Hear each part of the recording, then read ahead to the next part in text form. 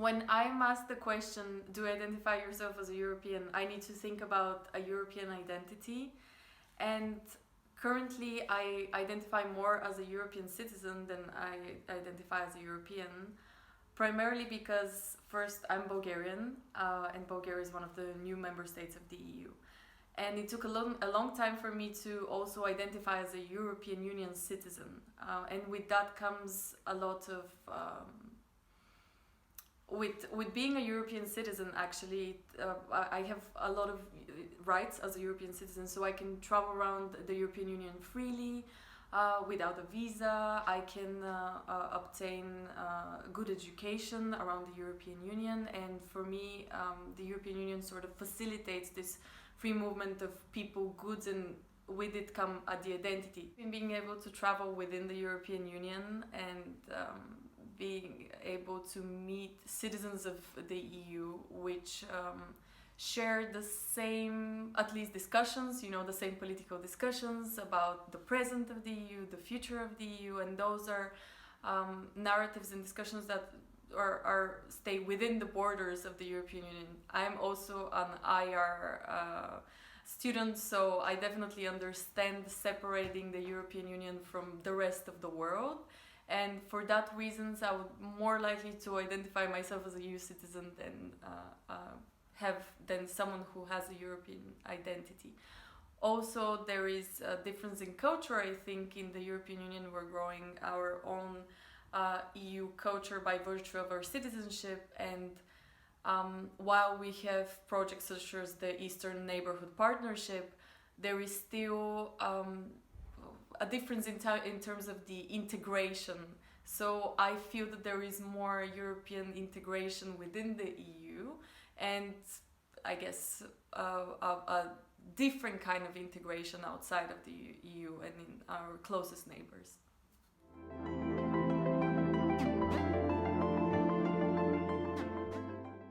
My formative European moment was definitely when Bulgaria got into the European Union. I was too young actually to remember the changes that happened to Bulgarians, to our lives back in Bulgaria when we became part of the EU. But as I grew older, I started definitely seeing the slow changes, even in the infrastructure in Bulgaria. You would see, for instance, in Sofia, we didn't have a tube before, we didn't have a metro station, and now you had all of these sort of new infrastructural projects that were funded by the European Union, and that made Bulgarians' lives much better. Now, in recent sort of history, another formative moment was actually the protest that we had in Bulgaria against our corrupt government. And why I think that is actually very key for me, for at least my experience as a European citizen, was because the claims of the protesters in Bulgaria were actually very similar to what you would think of as EU values. So there were claims again for democracy, there were claims against corruption, there were claims for adherence to the rule of law, for better welfare in terms of the Bulgarian state. And it was incredible to see how over time the demands of the Bulgarian society have become European demands, because the Bulgarian society has in some way adopted these sort of European values, even if our government is not adhering to them in a similar manner. So I think for me, joining the EU was definitely a formative moment personally, but also socially as part of my Bulgarian society, nationally, and of course on sort of a European level. In addition to Bulgaria joining the European Union, one other event that became formative for me was Bulgaria joining NATO. And it's really strange because I remember when I was young, and when I say young, really young, I mean 5-6 years old, I was walking along the streets of Plovdiv, which is our second biggest Bulgarian city in Bulgaria. It's not the capital, so it's the cultural hub of Bulgaria, and that's where I was born. So I was walking on the streets, and I remember seeing these billboards saying NATO everywhere. There was so much promotion around Bulgaria trying to join the NATO alliance, and back then I didn't understand what was it. But years later, when I started studying IR, and I understood the importance of NATO, especially for the security of the European Union, you know, for the security of Europe, but especially for the European Union, I understood how important what was happening back then when I was young, this process of joining NATO, how important that was for our security as European individuals, and I don't want to say citizens because I believe EU citizens is a better way to say it, but European individuals. And now when I study IR and I know and I understand more, I have more appreciation about how the NATO alliance is changing with the change of presidents in the United States, with the change of leadership within the European Union, and how the importance of Russia for the accession of new member states to NATO. So when I understand these dynamics, I just have more appreciation about the history of the alliance, as it was when I saw those billboards when I was 5 up to now, when I actually understand how important it is for the security of Europe.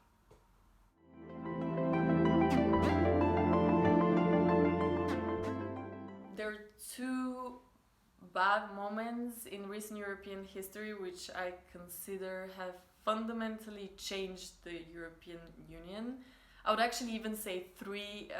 I apologize for being so pessimistic, but they just come to my mind. So we're currently in the end of 2020, and we've just been hit by a big pandemic. So I think that's one of the things that showed, or rather, that's one of the things that required the need for a stronger European Union, which I personally believe we're not necessarily seeing right now.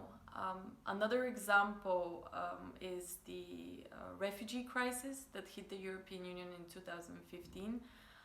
Again, I think that was when the divisions within the European Union were very clear, and in both of these examples, I think we saw that there is a need for greater solidarity between member states.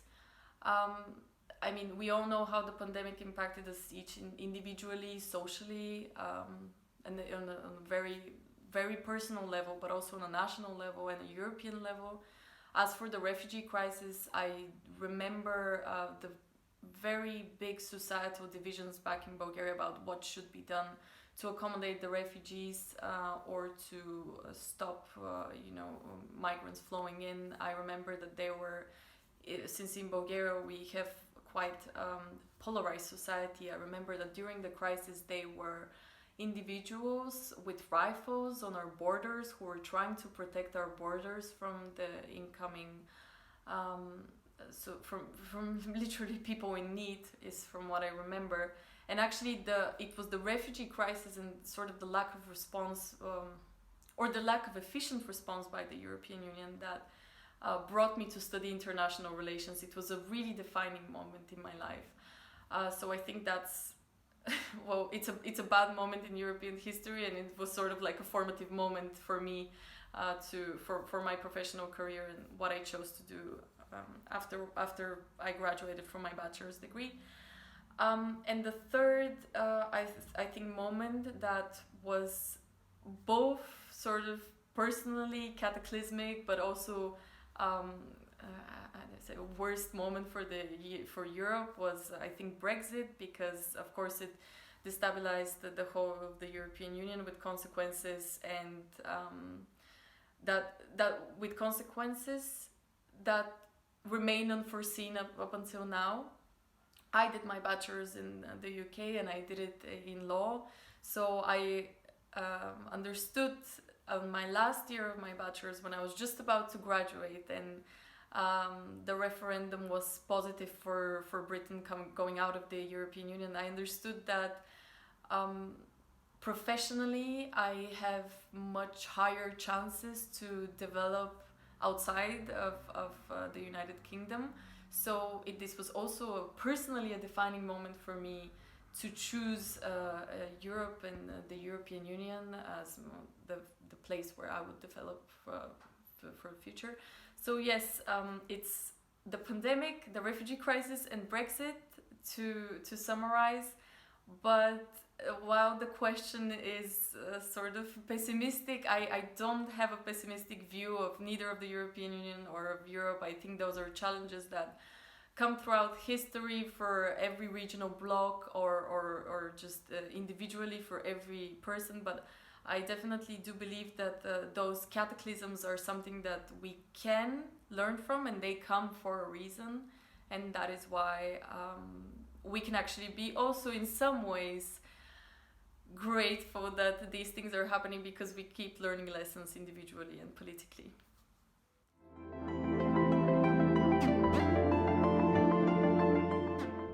When I think about recent European history, I think both, let's say, since the 1940s, 1945, and the creation of the European Union, and the more recent European history of the past 10 years, 10 to 15 years. So, of course, one of the best moments I think for Europe was the creation of the European Union and the stability that it brought to the countries that joined it, especially the aspiration for peace and conflict resolution and solidarity, which is probably the three most guiding principles in my career, let's say, conflict resolution and solidarity especially.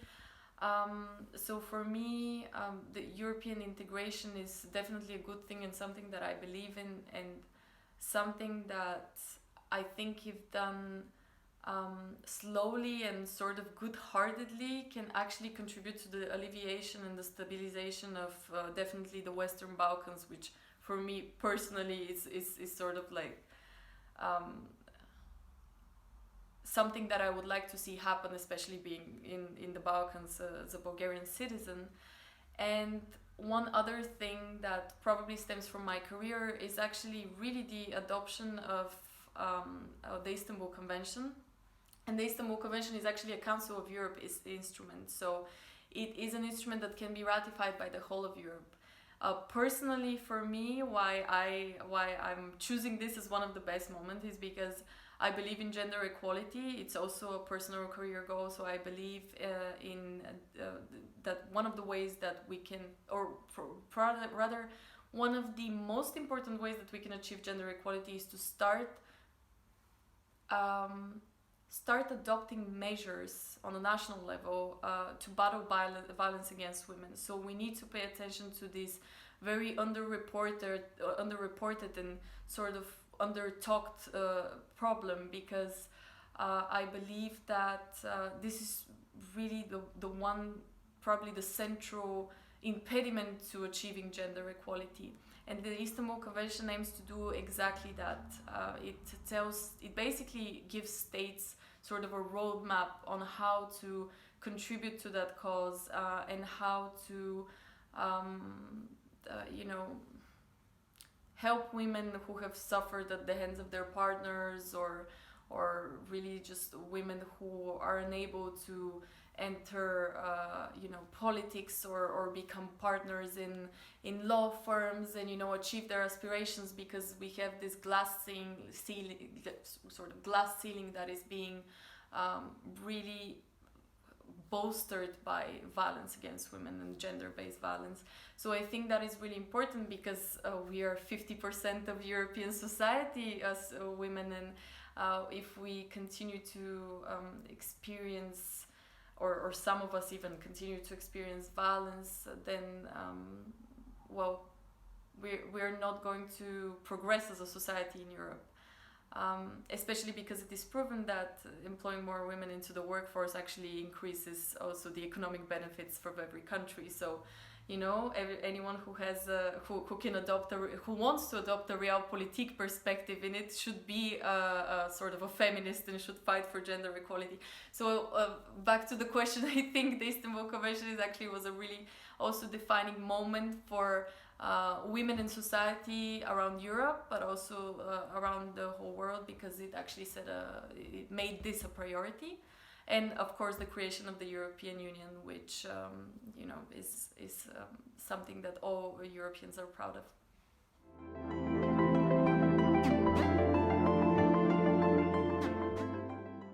For me personally, the EU has helped me in getting a high quality education and immerse myself in a lot of multicultural environments, which I think is key for forming my identity as an EU or European, as a EU citizen, a European individual. First of all, because without the European Union, I was not going to be able to study law in the UK. I was not going to have Erasmus year in Belgium and then subsequently continue my studies in the Netherlands of international relations. And the free movement of people has not only contributed to my education but also to my professional life, as I was able to also intern at the European Parliament when I was 18, 19, which I was really young. I still didn't know much about the EU, but I had the opportunity to intern with a very ambitious member of parliament, and I'm not going to say the name, but I can say that currently this person is one of the European commissioners. So definitely seeing this member of parliament work for the EU and sort of believing in the EU was very defining for also my personal career path, because I just saw someone with a passion for something, and I wanted to, work in my daily life. I wanted to, in any way, spend 80% of my life I spend working. So I want to actually be passionate about the things that I work in. And I think doing that internship at the European Parliament was really telling about where I can find my passions. So that was free movement of people is definitely something that the EU has done for me, but also being able to access similar benefits to the nationals of the countries that I've gone, because as a Bulgarian citizen, I would not have been able to access the same kind of funding for my education as nationals of the country that I went to study. Was definitely key for me, and I think that is something that is very fostered by the European Union. Actually, when I went to Erasmus, I received an Erasmus grant from the European Union in order to go to Belgium, and that was definitely also key for me, actually establishing myself there and spending a year in Leuven University.